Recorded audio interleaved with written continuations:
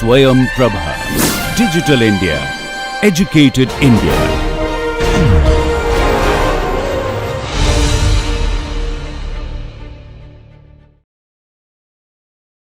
Welcome everybody. We are going to do a summary of all the reactions we did on Alkynes. We did all kinds of reactions, and this is just a wheel, that's going to be turning around and around in your head until you get it, right? Here are some reactions that could be syn-stereospecific, anti-stereospecific, regioselective, non-regioselective, or a combination of any one of those. And I have kind of denoted them here and classified these reactions as to what they are. Let's look at them and see if they're right. Okay, let's start over here at 2 o'clock. So if you add chlorine or bromine, usually it's chlorine or bromine. Iodine tends to fall back here. So chlorine or bromine, I'm just going to put or chlorine with an alkyne, and over here we have a terminal alkyne. We'll come back and do this again with an internal alkyne, but for right now we're going to have terminal alkynes, and that could have a little bit more regioselectivity because this carbon has a different environment than this carbon. This carbon, has got a hydrogen that has a very specific property that's not common to most hydrocarbons, and that is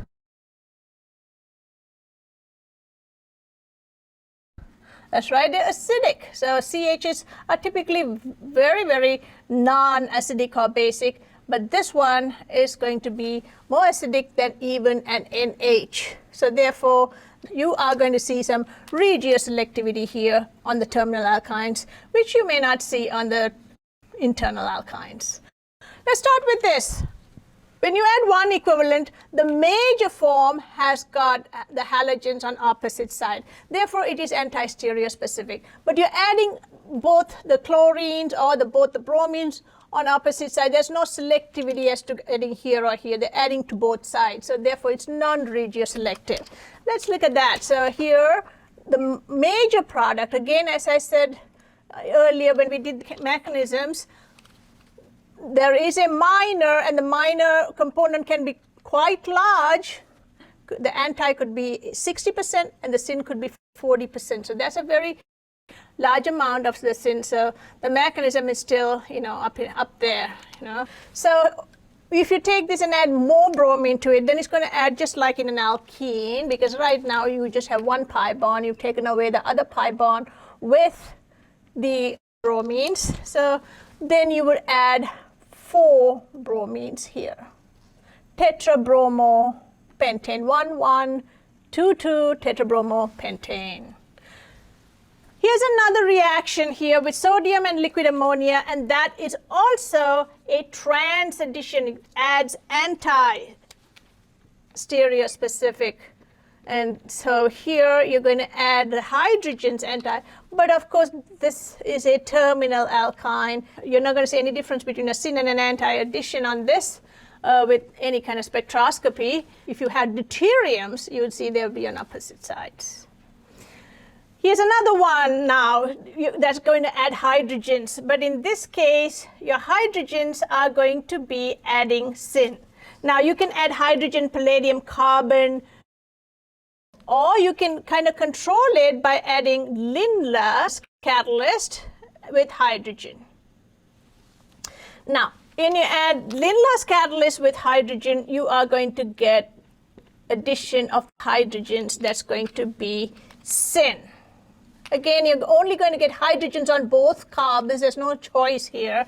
Therefore, it's non-regioselective. So this is a syn addition. If you want to add more hydrogens and remove all of the unsaturation here, you're going to have an excess of hydrogen with palladium carbon catalyst. So you would add hydrogens syn and another syn, and you really can't tell the difference between the two syns because it's now just a plain or pentane. So here's another example. O3, H2O goes initially as syn, then breaks up the entire molecule. In this case, it's just going to sever it right here. That's why we call it a lysis, ozonolysis. It breaks up the sigma and the pi on both sides, oxidizes them to the maximum possible, and you'll get a carboxylic acid here and carbon dioxide on the other side for the other carbon. You can either have water or zinc acetic acid. You're still going to get all complete oxidation. It's never really going to stop at an aldehyde, with these conditions for ozanolysis. All right, so these are very stereospecific, syn-stereospecific reactions. But the nature of the reagent is it's not going to distinguish between either termini. It's going to go on both termini equally, so it's non-selective. Let's look at this reaction. It's a little bit different. We talked about borohydrides and how you can sterically bias the borohydride by adding huge groups. You can have this, or you can have ceamyl borohydride, or you can have the R groups to be cyclohexyl groups, some huge groups. So the steric bias is going to force that boron to go on the less substituted carbon and deliver the hydrogen to the more substituted carbon. Now you know that is going to be just the opposite of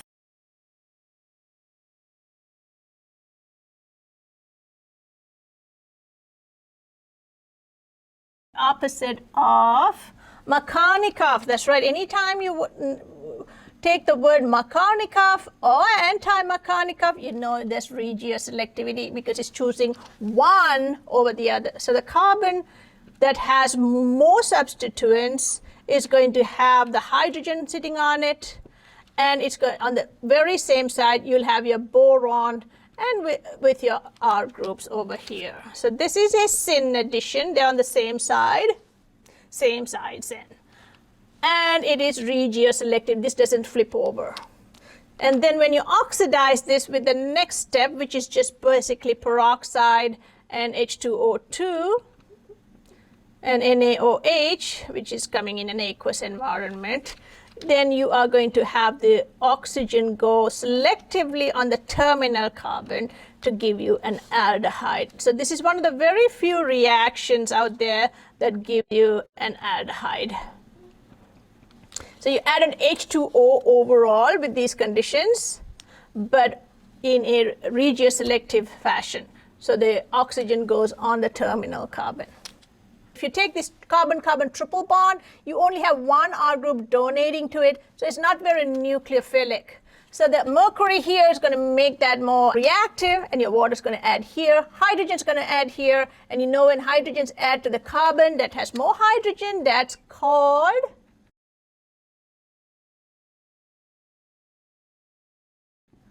Markovnikov. And here you will have an enolate, and then you would go to a ketone. So you can see we added H2O, just like here, H2O. However, it's in the reverse order. Your oxygen's on the more substituted carbon versus here, it's in the less substituted carbon. So therefore, it is regioselective, but it's really not stereospecific. Here's the last one that we're going to talk about. Here you're adding HCl, HBr, or HI. One of the, those are the three acids that we typically add. We added H2SO4 here. That's also an acid that we add. For this acid, we are going to add, again, Markovnikov. Acids typically add Markovnikov. So if you see an acid and a pi bond, think Markovnikov first. All right? There are very few exceptions to that. So in this case, it's an acid, HCl. So your hydrogen is going to add on the carbon that has more hydrogens, or the less substituted carbon. And the halogen is going to add to the carbon that is more substituted. So initially, you would get a intermediate like this, and the major could be anti. And then if you add more HCl to this, well, you're going to get more hydrogens adding to the carbon that has more hydrogen, which means more Markovnikov, and you are going to get a chlorine adding to the carbon that now has a chlorine. So that means you are going to get a gem dihalide. That means geminal.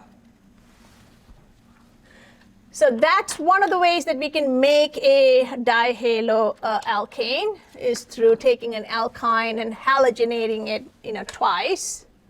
If you had one equivalent, you could isolate this. Then you can add another halogen if you'd like, HX or HBr or HI, but I'm just adding HCl excess. So you're going to add both chlorides to the same carbon, the most substituted carbon, therefore it is regioselective. And you're adding anti here, and then again anti to the pi bond here, so it is anti-stereospecific. So we have a whole wheel of reactions for you, and we've kind of classified them as either syn or anti, regioselective or non-regioselective, and we're going to come back and do this all over again with a internal alkyne. See you soon, guys. I'll talk to you later. If you need to see the mechanisms of this, just watch the previous videos. We've gone in great detail about some of these mechanisms, so please watch those before you watch this. All right, talk to you soon. Bye.